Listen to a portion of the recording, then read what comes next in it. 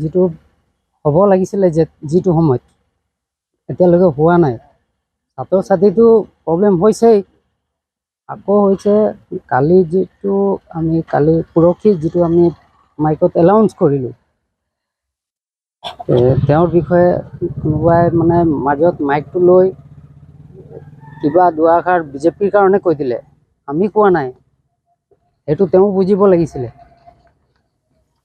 এইটো আমাৰ হেৰি নাই, আমি ৰাস্তাৰ কাৰণেহে কৰিছোঁ আৰু চৰকাৰো যাতে ৰাস্তাটো সোনকালে কৰে সেইটোৱে মই ভাবিছোঁ। 2 বছৰত নাই হোৱা, সোনকালে হ'ব বুলি কেনে আশা কৰিছে? আশা কৰিছোঁ মানে আপোনালোকে এতিয়া প্ৰচাৰ কৰিলেতো হ'বই আৰু। এতিয়া আমিতো গম নাপাওঁ কি হৈছে, কিন্তু আমাৰ বহুত ৰাইজৰ অসুবিধা হৈছে। আজি আমি অহা যোৱা কৰাটোতো কঠিন হৈ পৰিছে আৰু ৰাস্তাটো যিটো অৱস্থা হৈছে, ক'ৰবাত এক্সিডেণ্টো হৈছে, ল'ৰা ছোৱালীয়ে বাইক চাইক লৈ আহে ৰাতি বিয়লি, তেনেকুৱাতো এনেকুৱা দুৰ্ঘটনাৰ মুখত হ'বলগীয়া হৈছে। বেমাৰী মানুহ এগৰাকী আনিব নোৱাৰি, গৰ্ভৱতী মানুহ এগৰাকী এতিয়া এইটো ৰাস্তাত কেনেকৈ, এইটোতো আমাৰ ঘাই ৰোডে হ'ল, ডিব্ৰুগড়লৈ যোৱাই আমাৰ এইফালেদি নগ'লে আমাৰ যাবলৈ ৰাস্তা নাই।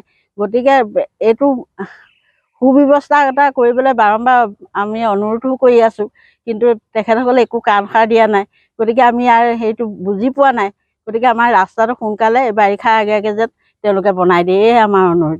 বনমালী সংযোগী পথৰ যিটো থমথম তিনিআলিৰ পৰা হেলাইগুৰিলৈকে 5 কিলোমিটাৰ পথ, এই পথছোৱা যোৱা 23 চনৰ 9 মাৰ্চত তপন গগৈয়ে আধাৰশিলা স্থাপন কৰিছিল, সেই আমাৰ সাংসদ। আমি ভাবিছিলোঁ এই অঞ্চলৰ ৰাইজ আৰু এই পথটো আপোনাৰ খুমটাই গাঁও, চেঁচাপুখুৰী গাঁৱৰ মাজেৰে ইংৰিজান হৈ হেলাইগুৰিত সংযোগ হৈছে। তাৰ কাৰণে চৰকাৰে আমি ফলকত দেখিছোঁ 5 কোটি টকা আবণ্টন দিছে। তো অতি দুখৰ কথা, আমি যিটো সময়ত ৰাস্তাটো বনাবৰ কাৰণে চৰকাৰে ব্যৱস্থা লৈছে, আমি চৰকাৰক ধন্যবাদ দিছিলোঁ, খুব আনন্দ প্ৰকাশ কৰিছিলোঁ, যিহেতু আমাক ৰাস্তাটো লাগে, বহল হ'ব লাগে, ভাল হ'ব লাগে। কিন্তু যোৱা 2 বছৰ ঠিকাদাৰে কাম নকৰি এনেকৈ পেলাই ৰাখিলে আৰু কাম কৰাৰ নামত ৰাস্তাটো বেয়া কৰিলে, ভাঙি থ'লে। এই সময়ছোৱাত আমি এই মুহূৰ্তলৈকে ইমান কষ্ট পাই আছোঁ, ভাবিব নোৱাৰোঁ। 2 বছৰ ৰাইজে সহ্য কৰিলে, তো উপায়হীন হৈ ৰাইজে আলোচনা কৰি আমি যোৱা শনিবাৰে 22 তাৰিখে আমি DC জিলা উপায়ুক্ত, চৰাইদেউ জিলা উপায়ুক্ত মহোদয়ক আমি লগ কৰি আমাৰ অভিযোগটো দাখিল কৰিলোঁ। তেখেতে যথেষ্ট দুখ প্ৰকাশ কৰিছে, আক্ষেপ প্ৰকাশ কৰিছে। PWD ইঞ্জিনিয়াৰ মতাই আনি শীঘ্ৰে পথটো নিৰ্মাণ কৰিবৰ কাৰণে তেওঁলোকক ক'লে আৰু বিভাগীয় কৰ্তৃপক্ষক। চাওঁ এতিয়া কি কৰে। দেখিছোঁ কালি পৰহিৰ ৰাস্তাটো বনাবলৈ আৰম্ভ কৰিছে, কিন্তু দুখৰ কথা, যি ধৰণে ৰাস্তাটো এটা পথ নিৰ্মাণ কৰিছে, সেই পথটো যেন কাৰিকৰী বিজুতি আছে।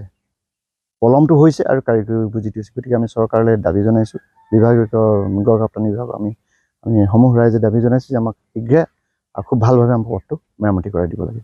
কাৰ গাফিলতিত ফল ভুগিবলগীয়া হৈছে? পোনপটীয়াকৈ চাব গ'লে আমি PWD ডিপাৰ্টমেণ্টো আছে, ঠিকাদাৰো আছে, মেকং ইঞ্জিনিয়াৰিং প্ৰাইভেট লিমিটেড নেকি কোম্পানীটোৱে এই ঠিকাটো লৈছে। গতিকে এইটো 22-23 চনৰ কাম, 22-23 গৈ এতিয়া 23-24 হ'লগৈ। ইমান এটা পথ বনাবৰ কাৰণে 5 কিলোমিটাৰ পথ বনাবৰ কাৰণে 3 বছৰ প্ৰয়োজন নহয়। গতিকে ঠিকাদাৰৰ এইটো গাফিলতি আছে আৰু বিভাগৰো গাফিলতি আছে। কালভাৰ্টখিনি নিৰ্মাণ হ'ল? কালভাৰ্টখিনিও এতিয়াও সম্পূৰ্ণ নিৰ্মাণ হোৱা নাই, আধা কৰি ৰাখিছে। দলংখন সিফালে শিঙিজান পাৰ হৈ ৰাঙলীলৈ যিখন দলংখন পুৰণা দলংখন ভাঙি পথাৰেদি অহা যোৱা কৰাৰ ব্যৱস্থা কৰি দিছে। এতিয়া খৰালি হ'ল, খৰালি কি অৱস্থা হ'ব আপোনালোকে অনুমান কৰক। এটা দ্বীপ সৃষ্টি হৈ যাব, শিঙিজানখন আহ যাহ চলাচল বন্ধ হৈ যাব। এইটো মৰাণৰ পৰা এই পথটো, হেলাইগুৰি পথটো, এইটো হৈছে লাইফলাইন আমাৰ এই অঞ্চলৰ ৰাইজৰ কাৰণে, মৰাণৰ কাৰণে লাইফলাইন। কাৰণ যিহেতু চৰাইদেউখন আছে সোণাৰীত, গতিকে আমি চৰাইদেউলৈ যিকোনো চৰকাৰী কামত সকলোতে আমি চৰাইদেউলৈ যাবই লাগিব।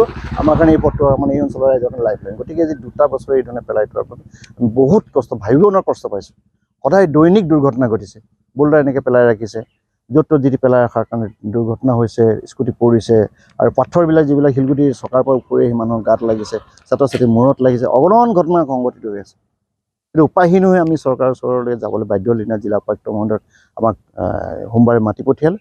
সেই অনুযায়ী প্ৰায় এঘণ্টা সময় তেখেতৰ আমাৰ ডিছকাশ্যন হৈছে।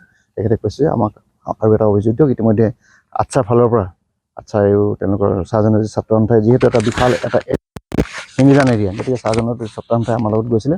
তেওঁলোকেও উপায়ুক্তৰ যোগেদি এখন মুখ্যমন্ত্ৰীলৈ এখন অভিযোগ পত্ৰ প্ৰেৰণ কৰিছে। এটাই লক্ষ্য, এইটো সোনকালে ভাল হ'ব লাগে আৰু যি ধৰণে এষ্টিমেট আছে, প্লেন এণ্ড এষ্টিমেট মতে কাম হ'ব লাগে আৰু তৎকালীনভাৱে হ'ব লাগে।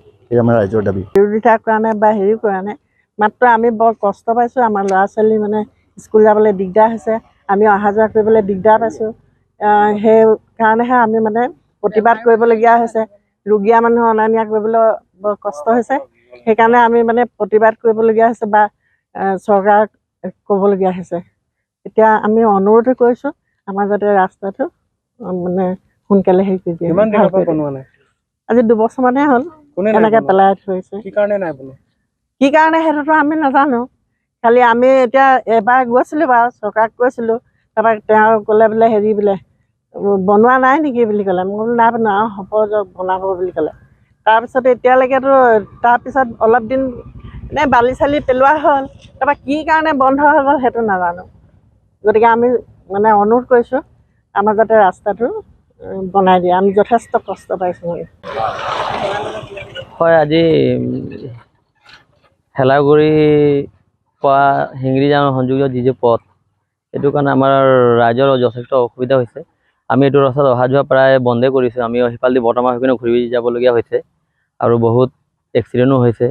এইফালৰ পৰা গ'লে আমাৰ অট'ৰ পৰা শিলগুটি চিটিকি আপোনাৰ স্কুলৰ ল'ৰা ছোৱালী গাত লাগেগৈ। সেইখিনি আমাক কমপ্লেইন দিছে লাহেকৈ যাবলৈ। লাহেকৈ যোৱাটো ৰাস্তাটো ইমানেই বেয়া, লাহেকৈ যোৱাটো সেইখিনি কমপ্লেইন পাইছোঁ। বহুত দুখ পাইছে।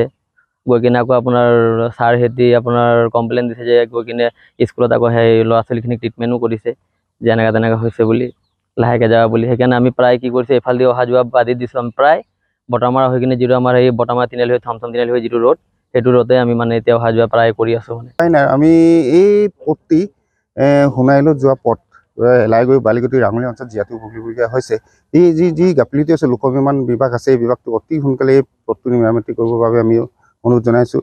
আহি থকা দিনবিলাকত আমি যেনেধৰণে হ'ব লাগিছিলে যিকোনো ৰাস্তা হৈছে, কিন্তু এই ৰাস্তাটো ইতিমধ্যে 2 বছৰ ধৰি পৰি আছে। সেইকাৰণে আমি অনুৰোধ জনাইছোঁ বিভাগৰ লোক নিৰ্মাণ বিভাগক অনুৰোধ জনাইছোঁ। নহ'লে আমি গণতান্ত্ৰিকভাৱে আন্দোলন কৰিব, ৰাইজে ওলাই আহিব আৰু গণতান্ত্ৰিকভাৱে আন্দোলন কৰিম। যিকোনো খবৰৰ বাবে যোগাযোগ কৰক 7099017330 লগতে 7099017110 নম্বৰত।